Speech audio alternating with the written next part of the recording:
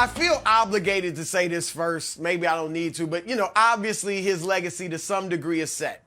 Top 75 player, deservedly so. First ballot Hall of Famer, obviously. And I say this, Nick, James Harden, I'm not going back on this.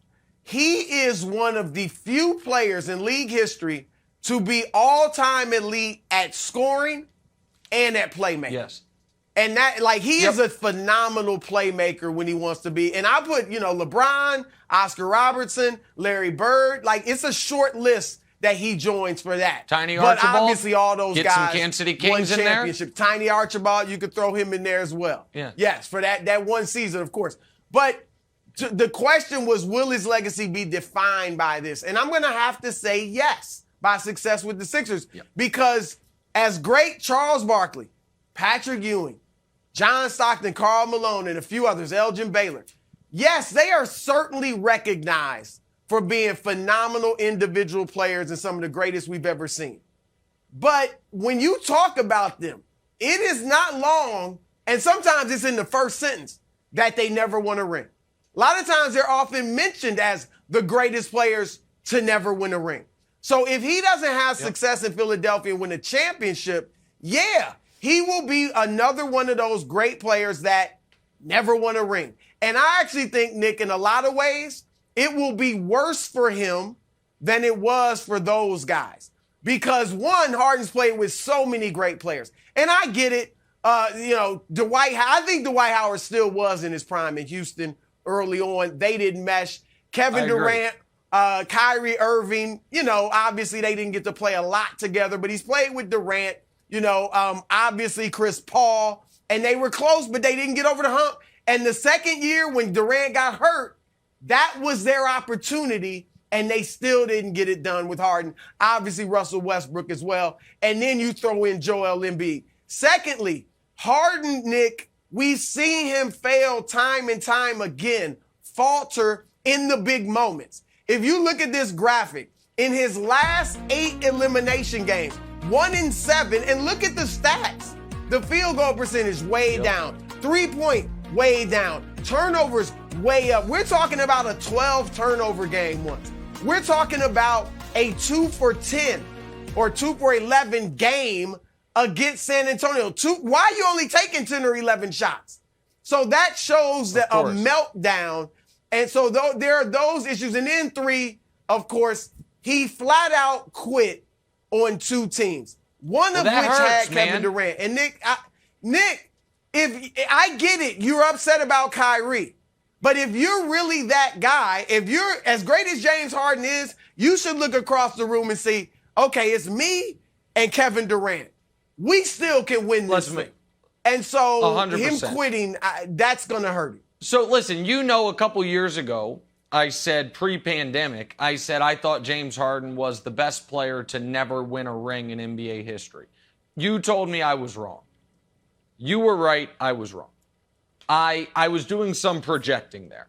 And not projecting like projecting myself, but some projection of, well, he's going to continue on. He's scoring 35 a game. He's, carrying teams at least deep into the playoffs. And instead, since then, he quit on the Rockets, failed with the Nets, and now he's on the Sixers. And one of the reasons, because his statistical resume does stack up relatively nicely against all those other guys. Here's the thing about those other guys who didn't win a ring. So Barkley didn't win a ring, but he was the best player on a finalist, and he lost to Jordan. Malone didn't win a ring, but he was the best player on 2 finalists and lost to Jordan. There's Patrick Ewing, you mentioned, didn't win a ring, but he was the best player on a finalist, lost to Hakeem Olajuwon. There's no real shame in that. Chris Paul hasn't won a ring.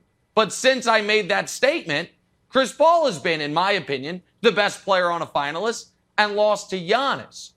Harden has never been to the finals as the guy. He's been to 1 finals as a 6th man.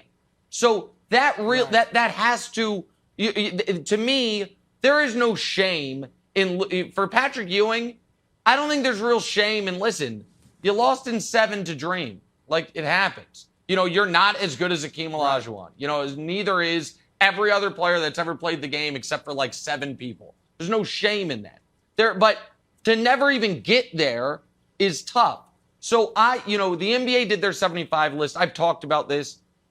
One of the things I'm doing for the podcast that's coming out next month with Fox is I'm doing my 50 of the last 50 in order. So I've been spending a lot of time on ranking these guys. So right now, if Harden never plays again, I have him ahead of Kidd, Iverson, Russ, among others, but some contemporary names. But I think that's fair. That's where I've got it. With a ring, though, if he were to win it with Philly, I think he does go ahead of Chris Paul. I think there's an argument he goes ahead of David Robinson, Kevin Garnett, and I think you start stacking him and D. Wade, you at least start looking at it. I don't think one ring would put him ahead of D. Wade, but D. Wade never won an MVP, didn't have the individual success. But right now, as far as his legacy, he is one of the 32 greatest players in the history of the league, one of the 30 greatest clearly of the last 50 years. But there are guys of his era, forget LeBron, KD, and Steph, guys of his era like Chris Paul. D. Wade was his era to a degree. Dirk was his era to a degree. Kevin Garnett, you could argue, was kind of his era, who were flatly better than him. So do you agree with me that with a ring, he leapfrogs Chris Paul, maybe David Robinson, maybe Kevin Garnett, or is that a bridge too far? I think there's a strong argument that he's already ahead of Chris Paul. Now, Chris Paul is tremendous. There's an argument either way. I mean, we don't have to get into that debate. But, yeah, I think there's an argument there. Harden, as you know, he was not only phenomenal in Houston, but they were a deep playoff team. Now, again, he faltered in some of the big moments. There are times he had big games as well. But I think you can certainly put him ahead of Chris Paul in a debate. I used to think, Nick, like you, that he was really on the cusp of passing Dwayne Wade. All right. But now I'm not so sure, because one thing we take into consideration, in addition to your numbers and what you did on the court and your championships and all that, is the fortitude, right? The demeanor. I don't want to say heart, because I don't want to say Harden has no heart, but Dwayne Wade was like A+ in all those intangibles. Yes. Not only, we saw him as a young kid with Shaq when he led them to the finals championship over Dallas. And here's another intangible that he doesn't often get credit for. When LeBron joined his team, he recognized, as great as I am, he sacrificed he's the man. His city. Right. Handed it over. To win titles. To get 2 more rings. Which is the opposite of what Harden's done. And real quick, though, we don't have to do a Harden CP3 thing, but we do have to say the deepest the Rockets ever got in the playoffs with Harden, the closest they ever got was when Chris Paul was there. And they could have beaten those Warriors. I thought they were going to. Chris Paul got hurt. Harden had 2 shots at it. Both games up 15 at one point. One of them a game 7 in his building, and they lost. So, I do think when we talk about Harden's Rockets tenure, we've got to recognize the best it ever was when Chris Paul was there alongside him, Jenna.